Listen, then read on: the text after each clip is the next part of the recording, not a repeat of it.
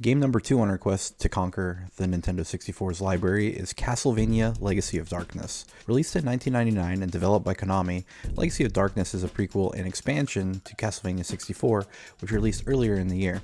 Since it's technically a prequel, and I've already beaten every single Castlevania game in existence other than Haunted Castle, we'll just pretend that one doesn't exist. I figured it didn't really matter what order we played the two CV titles on the system in.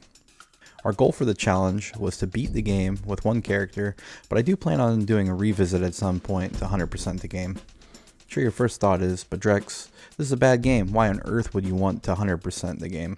Well, let me give you my hot take of the day. This is actually an awesome game.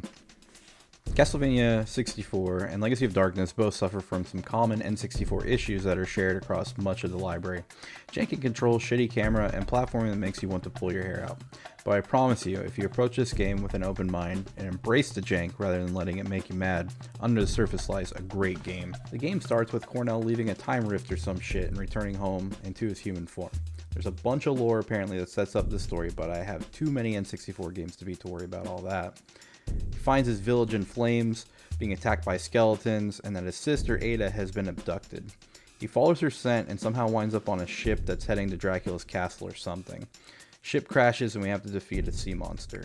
Oh yeah, did I mention that Cornell can transform into a werewolf? It's kinda sick. After losing the fight once, we beat the shit out of the sea monster, and then it's off to the Forest of Silence, which will lead us to Dracula's castle. Along the way, we have to beat up a bunch of your typical Castlevania enemies, like big-ass skeletons, annoying bats, Nazi skeletons on motorcycles with sidecars, and pixel-perfect jumps. Since this game is a 3D platformer, you know that we're going to have to collect keys of some sort to open doors and solve some switch puzzles as well. Oh yeah, and there's this whole day-night cycle thing going on as well. The game does a good job of giving you hints, so none of it is likely to have you get stuck for an extended period of time. Some of the platforming sections and the boss fights, on the other hand, are a little tough, so make sure that you are using the save points so you aren't stuck having to do jumping hell a second or third time. I really like what this game does with Dracula's castle. It's just as wild as you'd imagine it'd be. Like, how the hell does this architect come up with this? I highly suspect mind-altering substances are involved in some way. This game does a good job of feeling like a Castlevania game, albeit in a 3D package with characters you've never heard of. Your weapon and sub-weapon can be upgraded along the way by collecting power-ups in a similar fashion to classic Castlevania games. The graphics are about what you'd expect from a game of this era, muddy textures and sharp polygons. The sound is fantastic. It has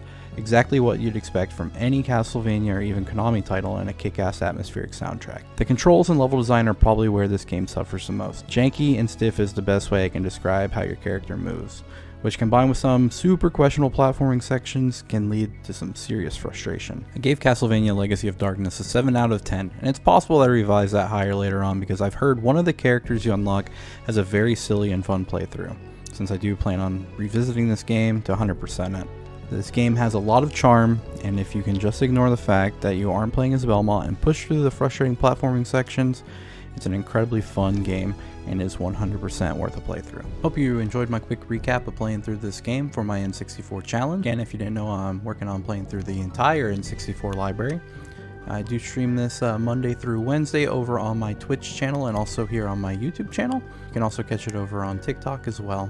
I've linked all those things above here, and you can check them out if you like. I'd love to have you join us. Also, special shout out to my Patreons for making this possible. Without them, I could not continue to do this. If you are interested in becoming a supporter, you can head over to patreon.com/DREX23. And I will catch you on the next video, which is going to be Mischief Makers. Thanks, and I'll see you later.